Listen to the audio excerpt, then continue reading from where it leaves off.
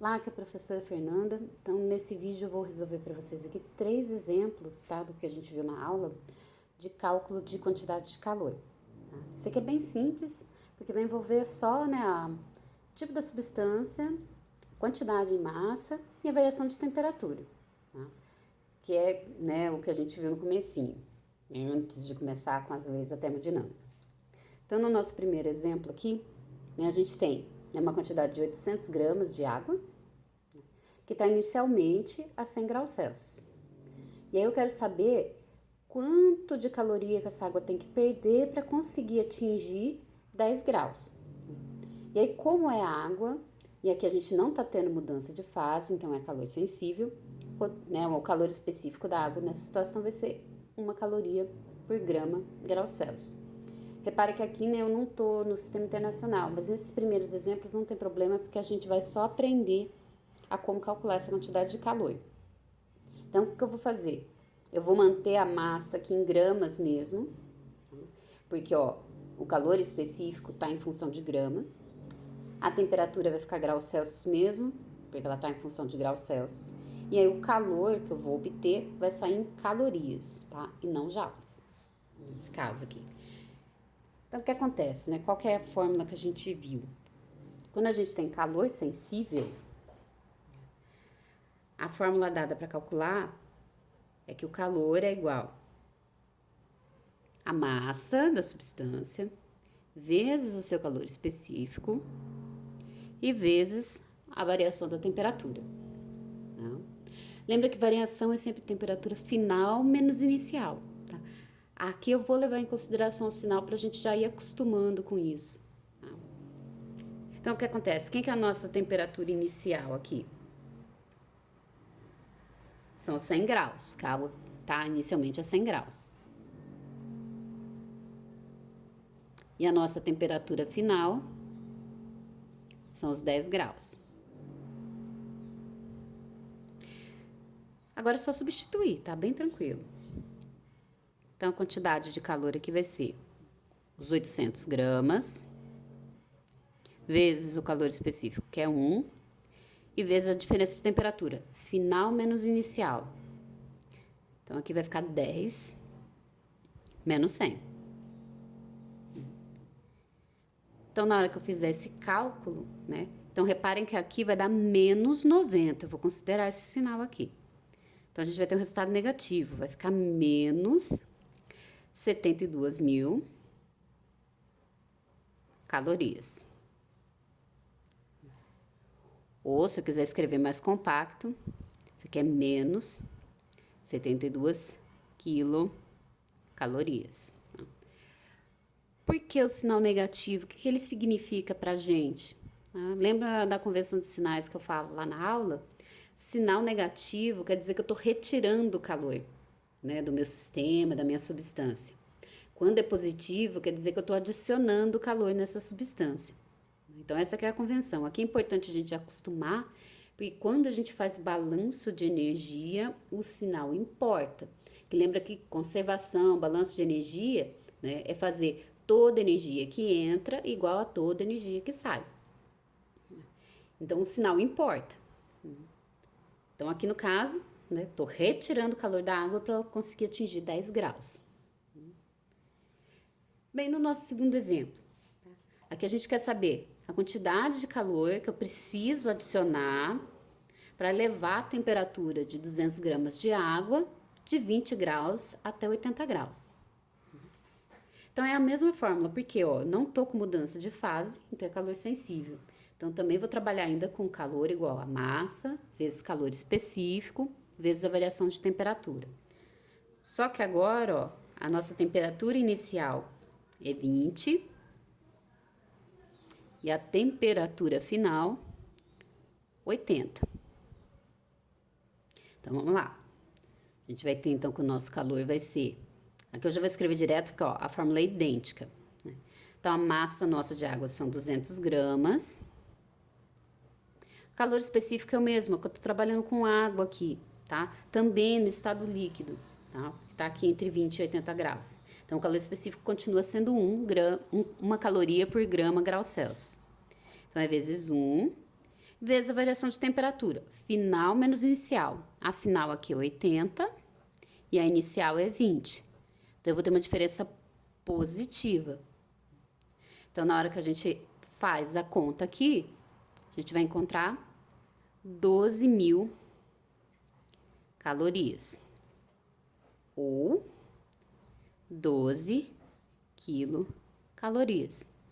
Então, aqui o meu resultado deu positivo.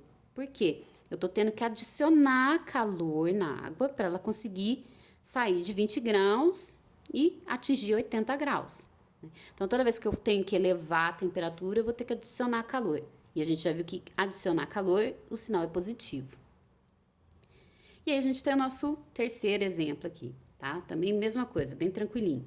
Quero saber a quantidade de caloria necessária para eu abaixar a temperatura, né, de 1.250 gramas de água, de 135 graus até 35 graus. Tá? Aqui tem uma pegadinha, né? Por quê? De 135 até 100, eu tive mudança de fase aqui, porque lembra que 100 graus é o ponto de ebulição da água. Né? Então, eu vou ter aqui dois calores envolvidos, sensível e latente. Então, a gente vai ter que calcular a quantidade de calor com relação à fase aqui que não tem mudança de fase, e depois o calor referente à mudança de fase, que é o calor latente. Quando eu tô aqui, ó, vamos fazer passo a passo. Primeiro, vamos trabalhar aqui, vindo de 100 até 35 graus, porque é a fase que eu tô com calor específico, com a água, aliás, na fase líquida. Tá? Depois a gente calcula na fase de vapor, que é de 135 até 100 graus, e depois a gente calcula o calor da mudança de fase, que é, né, nos 100 graus, que lembra que mudança de fase acontece com temperatura constante. Tá? Então, o que acontece aqui? Aliás, deixa eu anotar os calores específicos de vapor e de mudança de fase aqui para a gente poder fazer. Pronto, anotei aqui no canto, tá? Então, o calor específico na fase líquida da água, 1 caloria por grau Celsius, como a gente já estava vendo aqui nos anteriores. Calor específico da água no estado de vapor, 0,48, né, calorias por grau Celsius. E o calor específico na condensação, que é o que vai acontecer aqui, ó. Eu tô saindo de 135 e indo para 35 graus, então eu tô resfriando. Então, eu vou sair do estado de vapor e passar para o estado líquido, então é condensação. Então, aqui tem sinal, é menos 539 calorias por grau Celsius. Então, a gente vai calcular essas 3 etapas e depois somar. Então, na primeira etapa aqui, tá? Eu vou fazer até na hora contrária, porque o que eu falei eu acho que vai ficar um pouquinho confuso. Né? Então, eu vou começar, né, da inicial para final. Então, primeiro a gente tem essa fase aqui de 135, tá? A 100 graus. Que eu tô só resfriando sem mudar a fase. Tá? Então, a gente vai ter que o calor aqui, vou chamar de Q1. Então, como é calor sensível, vai ser MC delta T. Então, a gente tem a nossa massa aqui de 1.250. Calor específico do vapor, 0,48. E a variação de temperatura é final menos inicial. Então, nessa primeira parte, a final é 100 e a inicial é 135. Então, nessa primeira etapa, a gente vai ter uma quantidade de calor de 21.000 calorias. Né? Sinal negativo aqui, tá? Menos 21.000. Na segunda etapa agora, né, eu vou ter condensação. Então, eu vou ficar com a temperatura aqui, ó, né, a temperatura, vamos dizer assim, inicial igual à temperatura final, que vai ser 100 graus. Mudança de fase sempre acontece com temperatura constante. Aí, o que acontece? A fórmula muda um pouquinho, porque ela não depende da temperatura, então o ΔT vai sumir. Eu vou ficar só com o calor igual à massa vezes o calor específico nessa mudança de fase. Então, a gente vai ter 1.250 gramas vezes o calor específico na condensação, ó, é menos 539. Então, aqui a gente vai ter, né? Aliás, deixa eu chamar aqui de calor 2. Então, a gente vai ter um valor aqui negativo de 673.750 calorias. E a última etapa, tá? É quando eu já tô na fase líquida, e aí eu vou resfriar de 100 graus até 35. Então, nessa segunda etapa, a gente vai estar aqui de 100 graus Celsius a 35, que é a minha temperatura final de toda a transformação aqui. Então, essa quantidade de calor 3 vai ser, então, volto com calor sensível, eu volto nessa fórmula aqui. Então, é a massa, que é 1.250, calor específico na fase líquida, 1, e a variação de temperatura, final menos inicial. Então, nessa etapa final é 35, e a inicial é 100. Então, aqui a gente vai ter um resultado negativo de 81.250 calorias. Então, a quantidade de calor total, deixa eu ver se vai dar, vou chegar aqui para cima um pouquinho. Então, a nossa quantidade de calor total aqui, ó, vai ser a quantidade de calor das 3 etapas que a gente teve aqui, tá? Resfriamento do vapor, condensação e depois o resfriamento do líquido. Então, vai ficar menos 21.000, menos 673.750, menos 81.000, desculpa, não, é 81.000 mesmo, eu que escrevi errado aqui, 81.250.